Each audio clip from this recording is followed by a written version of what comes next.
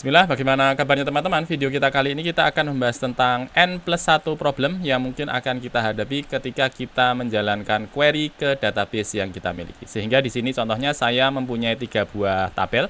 Ada tabel artikel, tabel user, kemudian ada tabel kategori. Di bagian tabel artikel ada relasi ke bagian tabel user. Dan di sini di bagian artikel dia dimasukkan menjadi user ID. Begitu juga di bagian tabel artikel ada kolom kategori ID di mana dia akan berelasi ke tabel kategori. Nah, contohnya di sini kalau misalnya saya punya 10 data ya, kemudian saya akan melakukan query kepada 10 data di tabel artikel tersebut. Kemudian ketika saya keluarkan, saya juga ingin mengetahui nama dari penulis artikel tersebut. Sehingga saya perlu melakukan relasi ke tabel user, kemudian saya perlu mengetahui nama dari user tersebut. Sehingga kalau kita jalankan di query kita kurang lebih seperti ini. Ada select bintang from article, misalnya di sana ada 10 data. Kemudian dari 10 data yang dikeluarkan tersebut, saya ingin mengetahui untuk nama tiap-tiap penulis artikel yang ada. Sehingga nanti di bagian bawahnya biasanya akan ada subquery ya, ada query di dalam query ya. Dimana nanti di bagian subquery dia akan mencoba mencari tahu nama dari tiap-tiap usernya. Misalnya user where ID-nya adalah direlasikan dengan tabel artikel ya, dimana di sana kolom yang dipanggil adalah user ID. Sehingga kalau misalnya ada 10 data di bagian tabel artikel dan kita pengen mengetahui juga untuk namanya, sehingga nanti dia akan menjadi 10 data plus 1.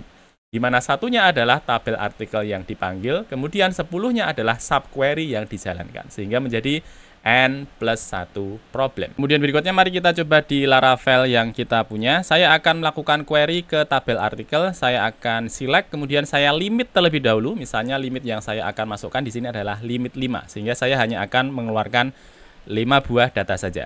Sehingga kalau misalnya ini saya jalankan di bagian browser saya, kemudian saya refresh, dia akan mengeluarkan 5 buah data yang dari tabel artikel. Sehingga di sini ada title 1, 2, 3, 4, 5. Ini adalah data dari tabel artikel. Kemudian ada author Muhammad, author Muhammad, author Muhammad sampai di bagian nomor 5 ini. Ini adalah penulis dari tiap-tiap artikelnya. Sehingga ada 5 buah data.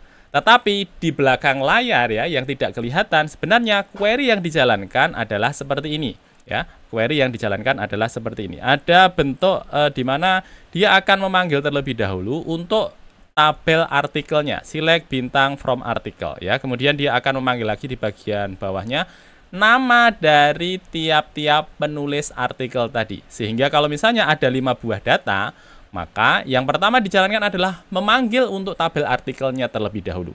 Satu query. Kemudian di bagian bawahnya ada subquery, di mana tiap-tiap subquery dia akan mengulangi query yang dijalankan di row yang dikeluarkan tadi.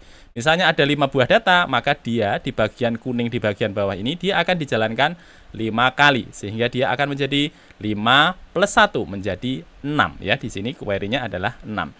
Sekarang coba saya akan naikkan lagi, bukan lagi 5. Misalnya saya akan memanggil 10 data ya. Saya Ctrl S. Kemudian coba kita ulangi ya, kemudian kita coba refresh. Nanti harusnya adalah N+1 problem ya. Sehingga 10 data ditambahkan dengan 1. Karena di sini kita punya 2 buah tabel yang dijalankan. Coba saya refresh. Nantinya di bagian query, dia akan menunjukkan kepada kita bahwa yang dijalankan adalah menjadi 11 query yang dijalankan. Query yang pertama yang dijalankan adalah memanggil tabel artikel, kemudian 10 yang di bagian bawah adalah query di mana dia akan mencari nama dari tiap-tiap user yang memiliki artikel yang ditulis tadi, sehingga menjadi 10 plus 1 ya. 10-nya adalah jumlah datanya, kemudian satunya adalah query induknya, sehingga menjadi 11 query. Berikutnya misalnya saya akan memanggil selain dari user, saya akan memanggil juga untuk kategorinya ya. Saya akan panggil di bagian root ini. Misalnya saya berikan slash kategori begini. Kemudian saya akan tentukan untuk namanya. Misalnya saya masukkan artikel. Di sini adalah kategori, kemudian name ya. Saya Ctrl S. Nanti harusnya bukan lagi hanya berjumlah 11, teman-teman ya. Tetapi dia akan menjadi 21. Oke, kenapa 21? 10 yang bagian awal dia akan mengambil data dari tabel user. 10 yang berikutnya adalah mengambil dari tabel kategori. Sehingga total query yang dijalankan adalah 21 query ya. Sekarang coba kita buktikan. Coba saya refresh terlebih dahulu. Nanti di bagian query ini teman-teman bisa lihat bahwa jumlah query yang dijalankan adalah 21 ya. Karena apa? Karena ada 2 buah subquery di sana. Kalau hanya satu subquery dia hanya menjadi n+1, tetapi ketika ada 2 buah subquery tentunya menjadi kelipatannya. Kalau ada 2 subquery dan data yang dikeluarkan adalah 10, maka menjadi 2 kali n-nya ditambah dengan 1. Kalau cuma satu tabel menjadi 10 plus 1. Kalau ada 2 tabel menjadi 20 plus 1, menjadi 21 query seperti ini. Bagian Laravel sudah ada metode di mana kita bisa memecahkan permasalahan kita kepada n query tadi. Permasalahannya seperti apa? Kalau misalnya datanya cuma sedikit, mungkin waktu yang dikeluarkan beberapa milisecond ya. Tetapi mungkin kalau misalnya datanya sampai ribuan, ratusan ribu dan seterusnya, maka menjadi lamalah dia. Dan di Laravel sudah ada metode yang namanya eager loading, teman-teman ya. Sekarang saya akan mencoba untuk membuat root baru untuk membuktikan bahwa akan ada perbedaan yang cukup signifikan ya antara ketika kita terkena permasalahan n+1 tadi dengan menggunakan eager loading yang dimiliki oleh Laravel ya. Saya akan buat satu buah root baru, saya akan copy dari yang sebelumnya. Oke, kemudian di sini misalnya saya berikan nama eager loading begini. Nah, di sini contohnya saya akan hilangkan dulu untuk kategori name-nya. Oke, kemudian di bagian atas juga akan saya hilangkan untuk kategori name-nya. Oke, saya Ctrl S. Sekarang coba kita buka terlebih dahulu. Kita belum melakukan perubahan apapun, saya hanya akan membuat ini lebih ringkas ya. Ini hanya mengambil satu buah tabel saja ya. Ini adalah tabel user. Sehingga sekarang masih 10 plus 1 menjadi 11 query. Saya akan membuka juga untuk eager loading-nya. Ya, di sini dia belum ada perbedaan karena kita hanya mengcopy saja tadi ya. Saya enter. Maka sekarang dia jumlahnya juga sama ya. Ini adalah 10 plus 1 sehingga hanya menjadi 11 query. Waktunya kurang lebih sama, 69 milisecond, 47 milisecond. Coba saya refresh lagi. Harusnya juga tidak terlalu jauh ya. Tetap saja query yang dijalankan adalah 11.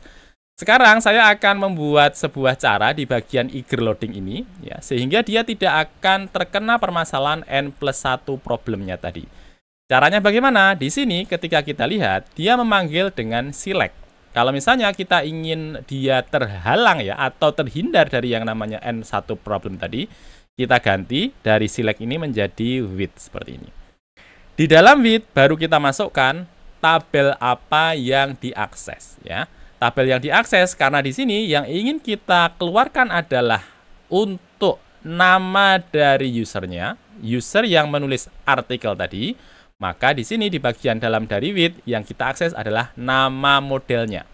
Nama modelnya di bagian Explorer kita di sini nama modelnya adalah model dengan nama user. Sehingga di sini saya akan panggil with user seperti ini.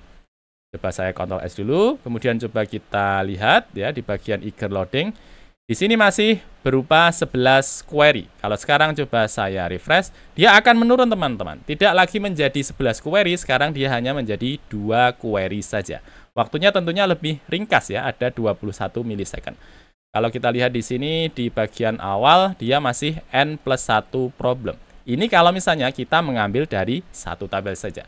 Sekarang kalau misalnya di sini saya akan mengeluarkan 2 buah data ya, dari yang sebelumnya hanya nama dari usernya, saya akan keluarkan yang berikutnya adalah kategori. Ya, di sini kategori yang di bagian awal.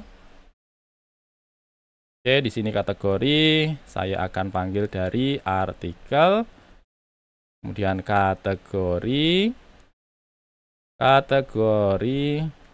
kemudian name-nya ya di bagian awalnya.